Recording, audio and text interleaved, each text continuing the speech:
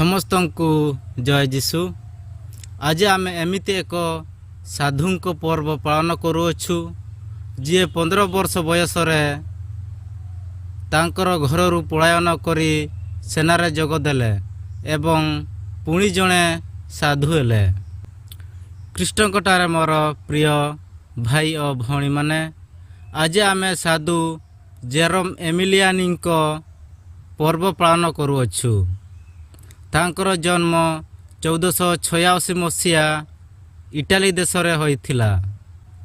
ଯେତେବେଳେ ସେ 15 ବର୍ଷ ବୟସ ଥିଲେ, ତାଙ୍କର ପିତାଙ୍କର ମୃତ୍ୟୁ ହୋଇଥିଲା ଏବଂ ସେହି ସମୟରେ ସେ ଘରରୁ ପଳାୟନ କରି ସେ ସେନାରେ ଯୋଗ ଦେଲେ। ସେଠାରେ ତାଙ୍କର ଉତ୍ତମ କାର୍ଯ୍ୟକଳାପ ଦେଖି ତାଙ୍କୁ ସେନା ଅଧିକାରୀ ବନେଇ ଦିଆଗଲା ଏବଂ ଯୁଦ୍ଧ ସମୟରେ ବନ୍ଦୀ ହେଲେ ଏବଂ ଜେଲରେ ରଖାଗଲେ। କିନ୍ତୁ ଜେଲରୁ ବାହାରି ଗଲା ପରେ ତାଙ୍କୁ ସହରର ଅଧିକାରୀ ଭାବରେ ନିଯୁକ୍ତି କରାଗଲା, କିନ୍ତୁ ତାଙ୍କୁ ଏହି କାମ ପସନ୍ଦ ହେଲା ନାହିଁ। ସେ ସବୁକିଛି ଛାଡ଼ିକରି ତାଙ୍କର ସମସ୍ତ ଧ୍ୟାନ ଶାସ୍ତ୍ର ଏବଂ ଲୋକଙ୍କର ସେବାରେ ରହିଲେ। ସେ ଏହି କାର୍ଯ୍ୟ 10 ବର୍ଷ କଲେ। 1528 ମସିହାରେ ଇଟାଲୀ ଦେଶରେ ମରୁଡ଼ି ପଡ଼ିଲା ଏବଂ ମହାମାରୀ ଆସିଲା। ଅନେକ ପିଲା ଅନାଥ ହେଲେ। ଏହି ସବୁ ଦେଖି ସାଧୁ ଜେରମ୍ ଏମିଲିଆନିଙ୍କ ହୃଦୟ ଦୟାରେ ପରିପୂର୍ଣ୍ଣ ହେଲା ଏବଂ ସେହି ଦିନଠାରୁ ଅନାଥ ଏବଂ ପୀଡ଼ିତମାନଙ୍କୁ ସେବା କରିବା ଆରମ୍ଭ କଲେ। ତାଙ୍କର ନିଜର ପଇସାରେ ଅନାଥ, ଗରିବ ଏବଂ ଭୋକରେ ଥିବା ଲୋକମାନଙ୍କୁ ଖାଦ୍ୟ ଦେଉଥିଲେ। ଧୀରେ ଧୀରେ ସାଧୁ ଜେରମ୍ ଏମିଲିଆନି ଡାକ୍ତରଖାନା, ଅନାଥାଳୟ ତିଆରି କଲେ। ତାଙ୍କର ସମ୍ପୂର୍ଣ୍ଣ ଜୀବନ ଅନାଥ ଏବଂ ପୀଡ଼ିତମାନଙ୍କ ପାଇଁ ଦେଇଦେଲେ।